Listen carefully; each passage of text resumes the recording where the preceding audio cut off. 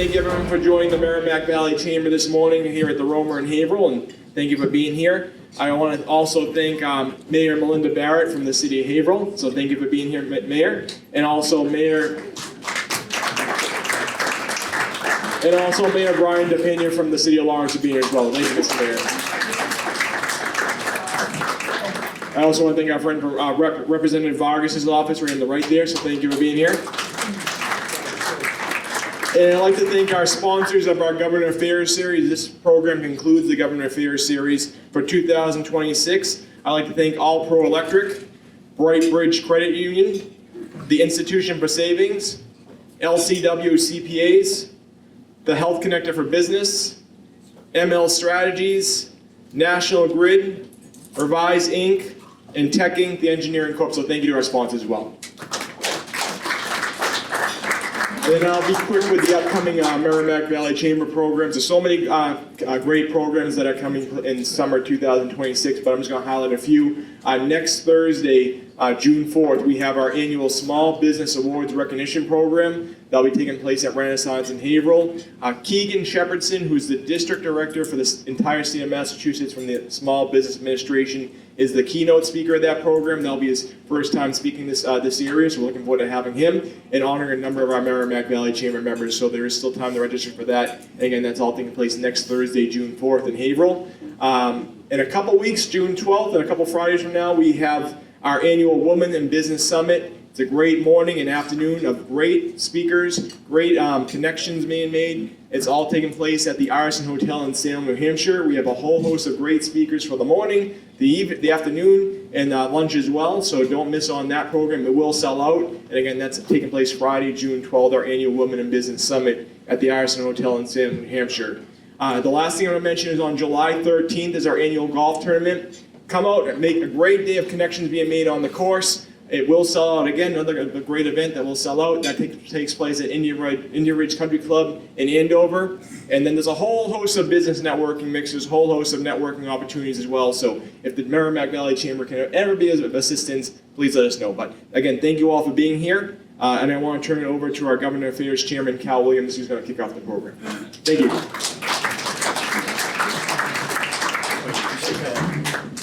Good morning. Okay, welcome to our one of our many series that we do each and every year for the Government Affairs program. I'm Cal Williams. I had the opportunity, a gracious opportunity, to serve as the Government Affairs Chair for the past number of years. And I was just telling Mike this morning, I think I might be the longest serving member of the Chamber. I just hit 33 years. So I'd like to say, thank you for taking the time, and also to our esteemed guest this morning, and our Congresswoman Lori Trahan. And then up next service that we're looking at, we'll probably be having maybe a luncheon with our state reps. And then we're also working on our veterans program in the fall. So once again, thank you for taking the time out of your schedule, and congratulations on a job well done. Thank you. Thanks, Cal. Thank you, Cal. And I also want to now introduce our chairman, Mike Sullivan, who will be introducing our guest speaker. So thank you. Thank you, Michael. Before we introduce our guest speaker, as you know, at these chamber events, these morning meetings, this is actually an official meeting, so we'll get we'll try to finish the meeting portion of this wrapped up in about 45 minutes to an hour, and then we'll go on with our guest speaker, if that's good with everybody. Because she'll be speaking through lunch. Anyways, thank you, Michael. Thank you all for being here. This chamber is an amazing chamber under the leadership of Mike Bevilacqua, Joe Bevilacqua, Mary Beth. Where are you, Mary Beth? She just left. She is 3 people that run this organization, have over 130 events a year. These guys run. I don't know how they do it, but it's really all of you. You all belong. You are the Chamber of Commerce, and thank you all for being here today. I am honored to be the chairperson of the board of directors. There's 35 people that are part of the Chamber board of directors, and we meet quite a bit, and these people put in a lot of work, and Cal being one. Cal has been on the chamber board for over 30 years, as he said, but I want to highlight, we have a few directors here, and I want to just ask them if they could stand up when I call their name. Mr. John Howard is our treasurer from Brightbridge. Thank you, John. We have Mr. Frank Keneally from the Merrimack Valley YMCA. Frank is on the board of directors. Mr. Joe Morocco from National Grid on our executive board. Mr. Alex Garcia from Omni Printing back there. Anybody needs business cards or any print, Omni right back there. Alex is the guy. And our newest board member, Mr. Mark Gould from Merrimack College. Thank you, Mark, for being on the board. And our ambassador, Mr. Tom Spitaleri. Tommy, thank you. And for doing all the filming that you do. And Michael from All Pro. Mike, All Pro Electric. Thank you, Mike, for everything you do. Just a quick story. Last week, I want just a story about how effective this chamber is, especially for new people that get involved that want to promote their company. We got a call last week from a fella named Scott Campbell that used to work for Treasurer Cahill's office, and he's now working for a former ambassador to Denmark, U.S. ambassador named Alan Leventhal. Well, I think you know Alan. And they called, and he's doing a listening tour throughout the Commonwealth. He's not running for any office. Alan served as ambassador to Denmark under the Biden administration over the last 3.5 years.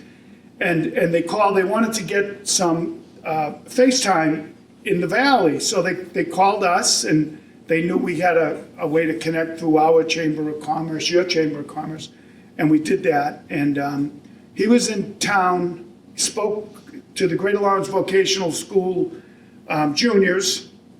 This is the ambassador now. He did an outstanding job. And then we had a round table at Salvatore's. And there were about 30 of us that were able to just give him some ideas. And what he was working off of was, there was an article in the Globe, I guess, about a month ago that said there more jobs are leaving Massachusetts than arriving. And that's what the theme of his listening tour was all about. So we were able to, through Michael and Joe, connect people to a room where we gave the ambassador an audience, and he listened to business people. Mark Alemo kicked it off with his words of wisdom to the ambassador. And so the point I'm making is, the next day they called me and they said they found a theme. This guy's been traveling throughout the country, and they found a theme in the Merrimack Valley, and the theme was everybody was working together. Everybody, from the nonprofit sector to the CEO at Brightbridge to a junior at Greater Lawrence Tech that's trying to find a job. And he saw a theme that he thought was unique here to the Valley, to us.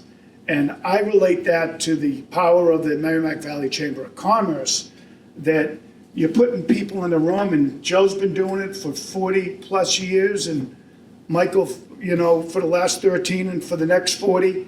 And this is the beauty about the Chamber of Commerce here. People can start a company, plug yourself in, get involved, and you're gonna be profitable.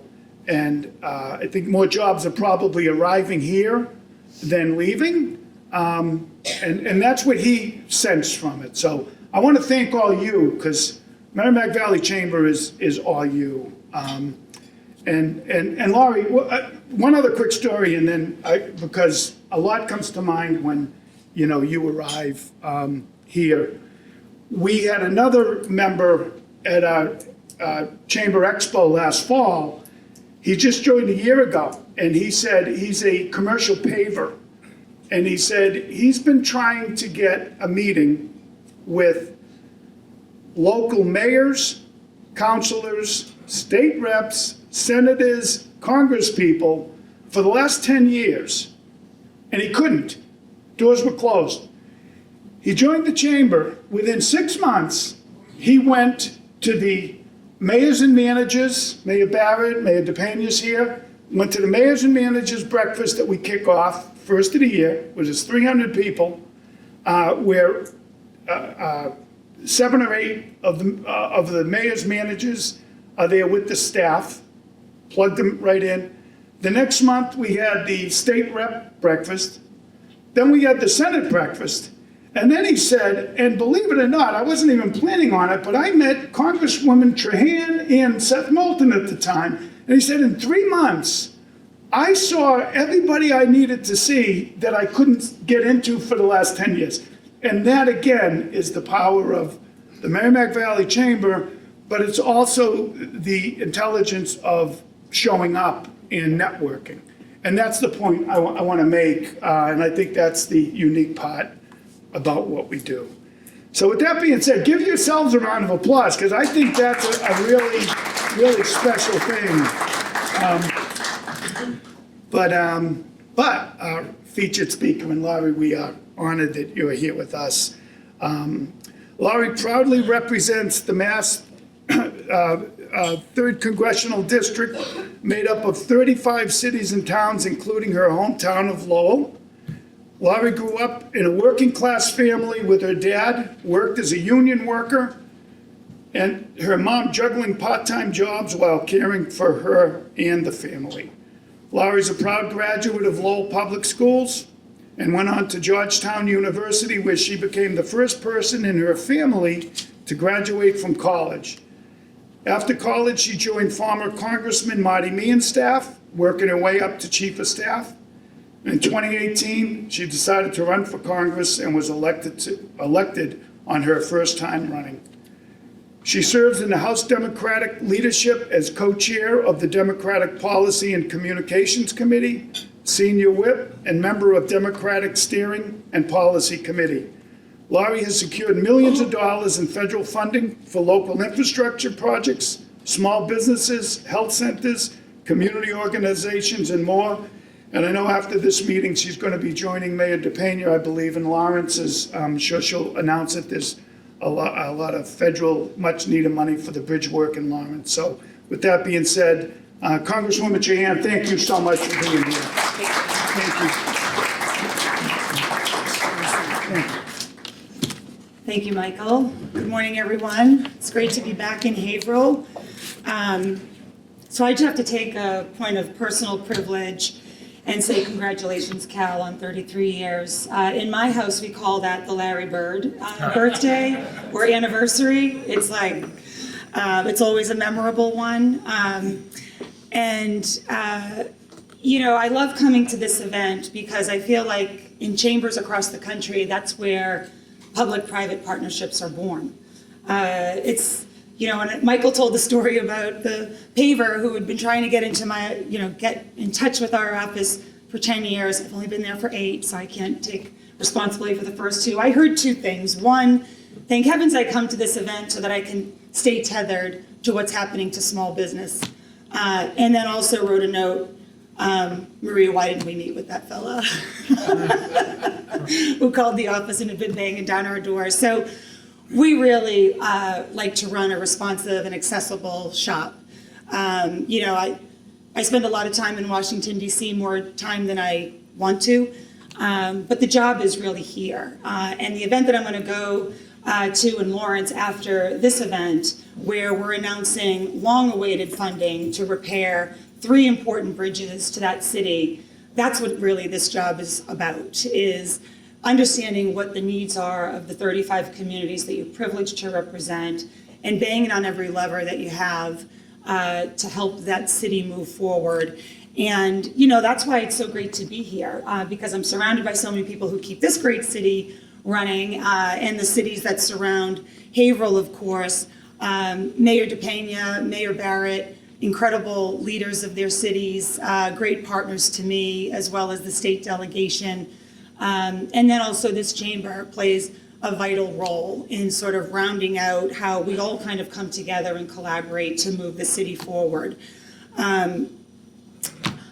But I want to be, I'm going to start by being very honest about the plight of, I think, small businesses, and you'll keep me honest during the Q&A, but also to so many families in terms of what they're feeling right now across the Merrimack Valley, because grocery bills have jumped 30 to 40%. People are paying an extra $1 more per gallon to fill up their tanks, never mind if you're reliant on diesel. Health insurance premiums, they're climbing year over year, and mortgage and rent that eats up more of every paycheck. So more and more families are sitting at the kitchen table, they're doing the math, and for them, the numbers just no longer work. And that's what I'm focused on every day. Michael told my story. It's one that I bring to Washington every day. My dad was a union iron worker. I had 3 sisters. We all worked hard.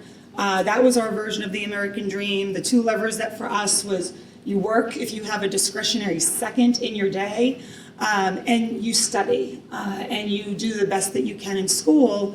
And, when I came home from school, my mom was often at a part-time minimum wage job, whatever jobs that she could get, because I remember the bills sprawled out all over our kitchen table. I remember her sort of juggling which one she was going to pay and which one, like, she had to have a tough conversation with the 1-800 number that she was about to dial. But they did everything that they could to, 1, stay positive, and 2, sort of say, enforce on us that we could do anything that we wanted to if we worked hard and we studied hard. And they also managed to, make sure that a roof was over our head and food was on the table. But I do think there are so many families in Haverhill, Lawrence, Methuen, Lowell, all across the Merrimack Valley. There's just they're having trouble absorbing the price hikes, and I completely get it. We couldn't have absorbed the hikes that we're seeing across the board today. We felt every increase, sitting in line with my mom as she's checking out at Market Basket, and she's quickly doing the math on the conveyor belt, taking things off when she knows she doesn't have enough. Some of you may remember the days where you never went to the gas station and just said, fill it up, right? Like, I remember my dad taking out $9.43 and saying, like, this, put $9.43 in the tank, and the attendant, like, stopping the gas there. Never mind, juggling all the bills. And so when I think about the rising cost of living, like, for me, this is not a number on a spreadsheet.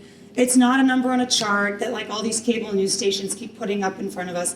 These are real people. These are real experiences. This is like real anxiety. And I know you're all feeling it because the input costs are really high and they eat into your margins in a way that they just haven't before. So I do think about not just the families when I'm home or when I'm all the time when I'm in DC fighting for, just getting away from this divisive sort of culture that's kind of set into DC, but trying to find meaningful ways that we can lower prices for families. I'm thinking about small businesses and entrepreneurs who just want to build something. They want to succeed in the place that they call home and maybe grow that into a medium-sized business and maybe even a large one.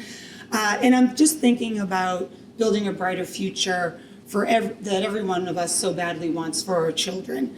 And I think over the past couple of years, it's become pretty clear that not everyone shares those priorities. I think that's the part that's really hard for me to go to DC like 3 or 4 days a week. It would be one thing if I went there and it was like, I've got all these partners who are thinking about the same issues that I'm thinking about, and we're, the only difficult part is maybe we disagree on some of the prescriptions on how to solve these problems. As you know, that's not what DC is like. There are a lot of people in DC that are not looking to do any of that. right? They're addicted to looking at their Instagram profile, or the stories they put up, or the likes, or the attention that they get. We've got a president who's talking about a ballroom that no one gives a damn about. There are folks who they want to make as much money while they're in Congress and they're trading stocks. And they look at that as an opportunity for while they're in office to enrich themselves.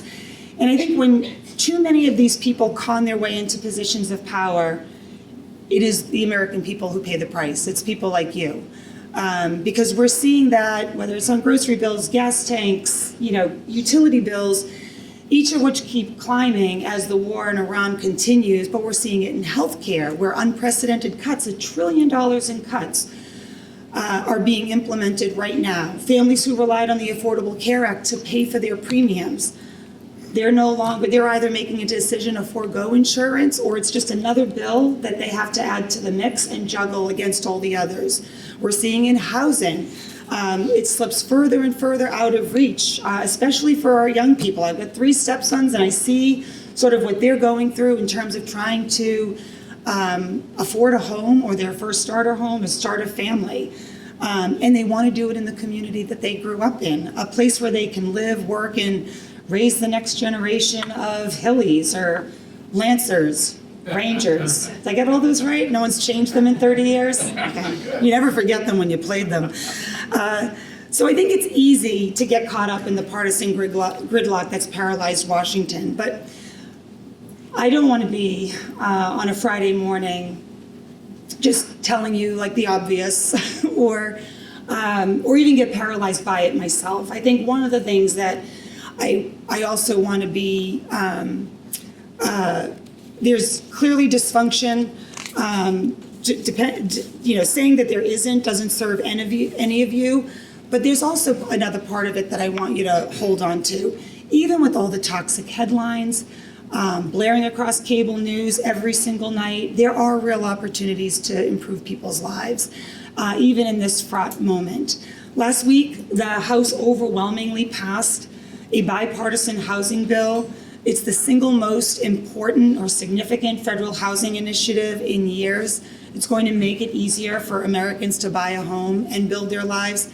And it cleared the chamber 396 to 13. That's not a typo. 396 people voted for that bill.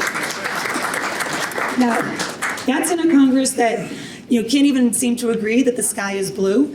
But nearly every member from both parties voted yes, because housing affordability, it's not a red issue, it's not a blue issue, it's just a kitchen table issue that everyone hears about when they go home. So I think that it's important to realize that even in these tough times where the headlines are just difficult to read, and somehow the headlines where we actually do something doesn't manage to sort of get printed, you all deserve to know that, it can still happen, and we have to hold on to that, and we've got to work toward it. I use the position as chair of the Bipartisan Mental Health and Substance Use Disorder Task Force to advance a lot of legislation that are backed by both parties. Legislation that will make mental health services more accessible to young people, raise awareness of the fatal fentanyl that is, moving through our streets. That's not partisan work, it's just work that has to get done. So I guess my message to you today is things are bad in our nation's capital. That is true. And I won't insult you by pretending otherwise. But even in this moment, not everything is bad. And I think as we embark on the 250th anniversary, the birthday of our country, there is a lot to love about our country. And I think we're all going to celebrate that together. It's not going to be, a Republican version of the 250th and a Democratic version of the 250th. So many of the things that we've accomplished in our 250 years are shared in values by both parties, and they're shared by everybody in this room. So I do think that there are glimmers of hope, that Congress, as unpopular as it is, we can still get a few things done for the American people, and we have to commit ourselves to doing that. And we can do those things even while, exercising our constitutional authority to hold the president or the other party or an administration or just people who are, trying to enrich themselves while they're in this body accountable to the oath that they swore. So I don't think those two things are in conflict. I don't think they've ever have been in conflict. I know that it's, what I think about when I go to work each day is I represent 35 communities. When I'm back home, I get to every single community. I meet with as many people as I can, not just the people who voted for me, and I represent every voice in this district down in Washington. I surface concerns that, aren't just from Democratic talking points. They're maybe something I heard from Ashby where, the funding formula doesn't hit smaller towns, all the way to gateway cities like Lawrence and Lowell, where, the infrastructure dollars that were delivered in the last few years made such a meaningful difference, but no one wants that to be a one and done. Because it really stinks when you're working on a huge CSO problem and all of a sudden the funding just sort of slows or halts on your path to guaranteeing clean water for the people who live in your city. And so for me, it's going down there, always thinking about looking through things through the lens of the people I represent. There's going to be times when I've got to fight, and I've got to fight like hell because it's just wrong, when you cut $1 trillion from healthcare. And then there are times when things are transcendent of partisan gridlock, and I find partners on the other side, whether that's in my Committee on Energy and Commerce or just someone who I know a little bit more about because I found time to build a relationship with them. And so we partner on how we do things that cross party lines. Those things are still happening in Congress despite the headlines. And so I'm committed to doing all three of those things and also managing to get home and cheer my daughter on the lacrosse field as she enters the state playoffs this week. But it's oh yes, Grace will be so happy that you cheer for her. But it's still a privilege and an honor to work with great people who enter into public service, like the state partners and the local municipal partners that I have. They're constantly bringing incredible projects to our office. We're figuring out how we can get it into the pipeline, how we can get funding, how we can convene private business and government officials to achieve big things. And I hope that you will take us up on that. I've got Maria Cerniotis, who I know you probably all know, and Saida Anis, she just left.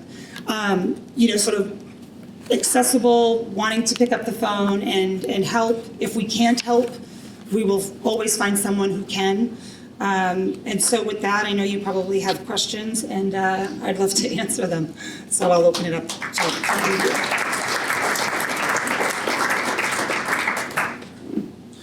Does anyone have any questions? I'd like to make a comment, and I just want to say, in the years that we've worked together with your office, every single time we've called your office, people call us, and we call your office. Your office has been tremendously responsive and put us in touch with the appropriate people. And that's one thing that I think Mike Sullivan was trying to say, is that the chamber has become a network for receptive people. Yeah. And again, we are very, very fortunate because we know that when we call your office, if we don't get an answer right away, someone's going to be calling us back within minutes. And I just want to say thank you, Congresswoman. Thank you. Thank you.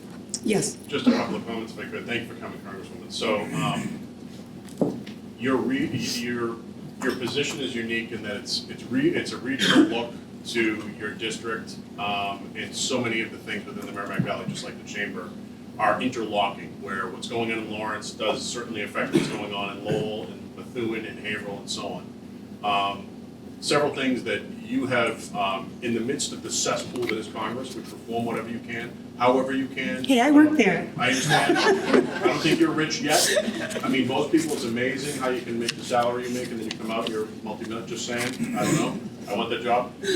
But healthcare, mental health is a very, very big focus area of yours and an area where you have unique influence. As you know, thanks to the partnership with the state, we were fortunate to keep Holy Family and Lawrence General still open and operating. And though I'm not affiliated with either of them, they are in the cities in which I live and work, there is a significant amount of capacity, both in this city of Haverhill as well as in the city of Methuen, that would be ideal for mental health beds and for substance abuse recovery. I think there's an awful lot of lip service that ends up getting paid by the politicians and by the business leaders with regard to those that are suffering from substance abuse, which I deem as mental health. And any resources and highlights that you can bring to that at a national level, I think would be great for our region.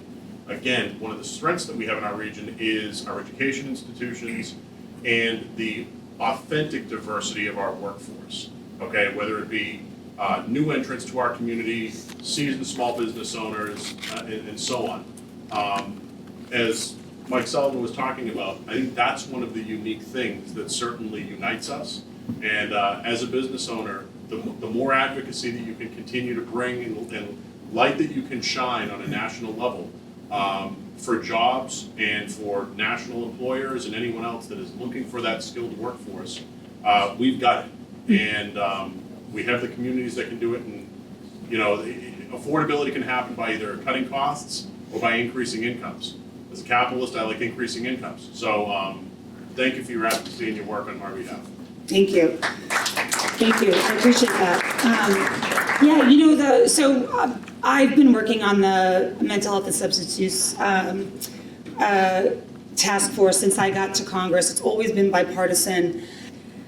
There are so many programs that I think we want to sort of progress in our thinking and our innovation, right? Like there's all sorts of great stuff that's being tested in schools, right? How do we get in front of it earlier? How do we have more of a attention to, wellness and what does that look like? How do we intervene, earlier? But I have to tell you, like, fundamental to caring for people who are in a mental health crisis or need help with addiction is funding Medicaid, right? I mean, the majority of people who are relying on seeking help and getting the treatment they need Medicaid. And I know we sort of frame this as a cut, and the Republicans will say it's not a cut, it's just paperwork. Well, I want you all to think about the paperwork that you all have to do and how frustrating it is to get from A to B as a small business. And you might have like expertise in an area, you may have a lawyer who's helping you with it just to get off the ground. Now I want you to think of like a woman who's struggling to keep up, she's got 2 jobs, she's got to recertify that she needs Medicaid or she qualifies for Medicaid every 3 months. While she's raising her family or what, and that paperwork becomes a cut because we've tested this in other parts of the country. I mean, who can't get behind reducing fraud, waste, and abuse? All of us. It is like the bane of our existence, and I wish it just showed up on a spreadsheet in a single line because we would cut that line, but it doesn't. It like seeps in very insidious ways. But we have tested if you add more like paperwork to the eligibility requirement on Medicaid, for example, it doesn't result in people who weren't ever eligible for Medicaid losing their health care. It results in people who don't have time to do that and who perfectly qualify for Medicaid losing their health insurance. And this is why it's important. It's not just the person who loses their insurance. You mentioned Lawrence General, Holy Family. I mean, this district got rocked by Stewart. I lost Neshoba Valley out in north central Massachusetts, out in Air. Thank goodness the governor and UMass Memorial came together and we're putting an emergency room to replace it. It'll open, later this year. But for 3 years, the folks in that community have been without a hospital. Do you know what it's like to call 911 with a heart event and you've got to wait for an ambulance to come Maybe they just drop somebody off at Emerson, which is a 45-minute ride to come get you, to bring you 45 minutes. Like, there is nothing more anxiety producing than that. And there is no plan B when a community hospital in one of our communities goes down. I only have community hospitals. I mean, I don't have a big system. The biggest one I have now is, Merrimack, the merge here. So I think about essential hospitals and their financing all day long. And when we cut Medicaid, when we cut provider taxes that come to Massachusetts that helps fund Medicaid, we destabilize our community hospitals. And that's where people go right now. We want to change that. But that's right now where the majority of people are going when they're in crisis, is to an emergency room that doesn't have a bed, with a long wait time, and makes it harder for all of you, if you're in a crisis, to get the care that you need. And it also, because when people lose their health care, it's not like they stop going to the hospital. It doesn't work that way. The uncompensated care pool just grows. And you know who pays for it? You, like all of you who are, giving insurance to your employees or buying your own insurance on the exchange. And so I cannot wait to get to a point where we are not talking, where we're talking again about how can we innovate on programs, how can we add more beds. Right now, we're having to supply a lifeline to our hospitals because of the cuts under RFK Jr., right? I mean, he's just, I don't know, maybe you all think differently about him. You may trust him with your health care and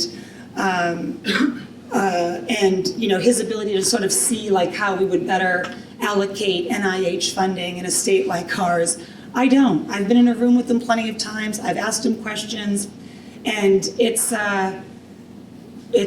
not great. So just as a follow-up to that, and again, transcending whatever the particular environment is that we're in, what role do you feel that incentive alignment, whether it be with folks that are on Medicaid or business owners looking to make investments or otherwise, what role do you think incentive alignments really plays in all of this? Because the bipartisan opportunity zones that were in the first Trump tax law and then bolstered in the second one, I think for cities like Methuen, Lawrence, Fitchburg, Haverhill, have just been tremendous successes, and I know that holds true nationwide. That's a great example of the government incentivizing the behavior we want. Yeah. Look, As opposed we to the do. government We use. exclusively being the solution to, advance a particular Look, mission. we have funded federal solutions. We have incentivized federal government. I mean, there's no better example than our vaccine, right? Government came out and said, we're gonna procure whoever gets the vaccine first. That's all they did. That's like a signal, like you got a buyer, and it oriented all the development around the vaccine. I know how powerful those levers are, and of course we should be using carrots to get the behaviors that we want, and I think we should be doing that in a lot of different areas, including mental health and substance use disorder. I'm just saying right now, you can't do that without pulling the rug out from underneath, right? I mean, it'd be great, yes, having an opportunity zone and having a place for development in Lawrence, but it's not like we're out of the fragility stage for our community hospitals here, right? And so, we're looking at the funding. Many of these Medicaid effects, they don't go into place until January of this year. Now, hospitals are already making cuts as they forecast, but this really hits next year. And so I'm watching to see how much am I going to be asking the state to step up to do while we cover that patch. And there's no point in saying oh yes, private investor, come to our city and with a hospital that could, go down. So you need to make the whole thing work. And I do think, I'm a firm believer in carrots. I mean, there's a lot of great incentives that the government can use, and there's a powerful role that the federal government can play in getting the behavior that we want, and we should be exhaustive in trying to think about that. Yeah. Morning. Hi. So I'm Kathy McHugh, and this is just City of Durand. We're from the Behavioral Health Network. Oh, perfect. And I feel like we're sitting over here, I feel like we're in church. Like, yes. I just so appreciate your comments, your efforts at the national level to advance these issues. Everything you said, we absolutely concur. And I think just a couple comments that I wanted to make. One is absolutely prevention is, an ounce of prevention is worth a pound of intervention or however that saying goes. And catching it early and helping to prevent the problems is really going to be where our impact is. I also agree, and I really appreciate the Merrimack Valley's collaborative spirit. I would love to talk to you after this and see about that, but I think where we have the most opportunity for success is around collaboration and innovation between small business, municipal leaders, government, other state and federal government leaders, nonprofits like DHN, because we can, and of course hospital systems. Yeah. I think community behavioral health is in a slightly different position than hospitals. We have lower overhead, there's a big difference between community behavioral health and hospital care. And so how we leverage those two partners, again, with small businesses, because your workforce, if they come on hard times or struggling, difficult coping strategies end up with mental health and addiction. There are advances in addiction treatment now that make it a very different equation than in the old days when you had to leave your family, leave your job, go into inpatient treatment. You don't have to do that anymore. You really don't have to do that. We have real treatments for fentanyl and opiates and other things that coming together as a collaborative, we can have an impact. And I just want to say I also agree with you that a lot of folks think that the Medicaid application process and such will cut fraud, waste, and abuse, and it will affect those people. And we just wanted to jump up when you were saying it's all of us. And when folks aren't getting the care they need early, they're going to end up in the emergency room, which are going to make longer lines and destabilize those systems for those of us with private insurance, and it's going to be on the backs of our taxpayers and our small businesses. So we know there's a problem. We know we need to solve it. Thank you for your efforts. And to the rest of you, we're here to be at the table in whatever collaborative, innovative ways. Thank you. Thank you so much. Yep. What else? Yeah. I just kind of wanted to add to that. You had mentioned earlier, and I quote, despite the fight, we stay focused on what's important. And whether it's in healthcare, whether it's up in Washington, I just want to say that I absolutely admire that no matter how difficult or uncomfortable a room is, whether it's rumor mills or there is the negativity, that kind of stands out more than all the positivity. Now we have TMZ in Washington. Yeah. It's it's a crazy place. Okay, so even with TMZ, you still manage to keep that composure and your poise. And, I know it's probably not there's one answer to that, but how do you do it? Oh, that's fine. Yeah.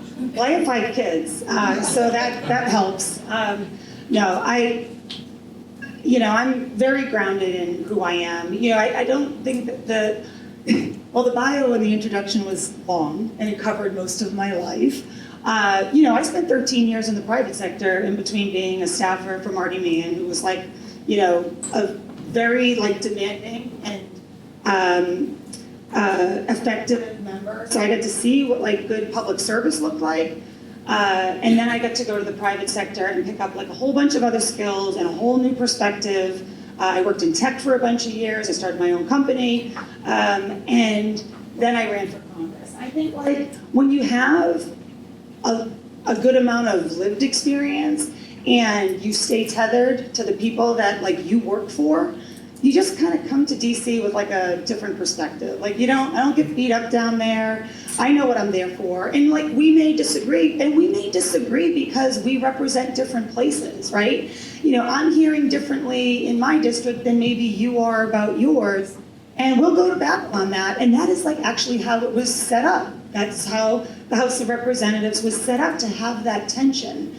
I wish that was the only tension that we were having around different members representing different districts. And right now we're confronted with, a war that nobody wants. We're confronted with tariffs that are killing, just input costs for everybody.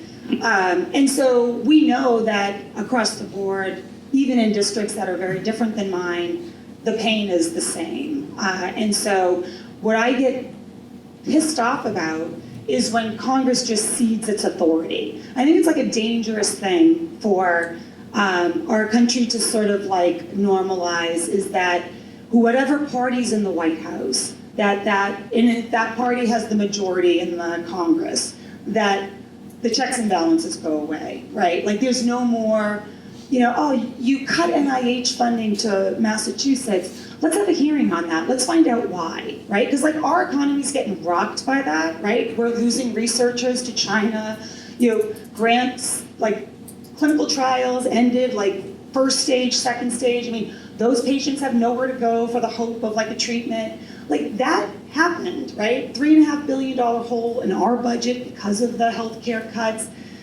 So, the logical thing to do is say, like, let's get answers. Let's call the big guy in here and let's like find out why. Maybe there's something we're missing. When you don't do that and you just rubber stamp everything that the executive does, it really does take power away from, the people I represent. And so that's all I'm looking for, right? And maybe you could say like, oh, Democrats didn't do it with Biden. And you know what? There's probably some truth to that. I think that has to change. I think that has to change where not only should we be incenting Congress to work together, I mean, we've got some big headwinds that we're up against right now, and artificial intelligence is one of them. We cannot afford, I saw what automation and offshoring did to Lawrence and Lowell and Fitchburg. We cannot not be in that conversation and be leading at this moment. And so I do think we need to work together, and I also think that no matter what party's in power, we have to have, Article 1, Article 2, and Article 3, which is checks and balances on our government, gives people confidence in it. And I'd also like it if people stopped trading stocks while they were there. In all branches, not just Congress, although there's too many there.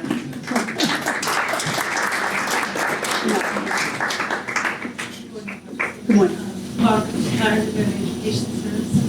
First of all, thank you for being out to some of our education programs.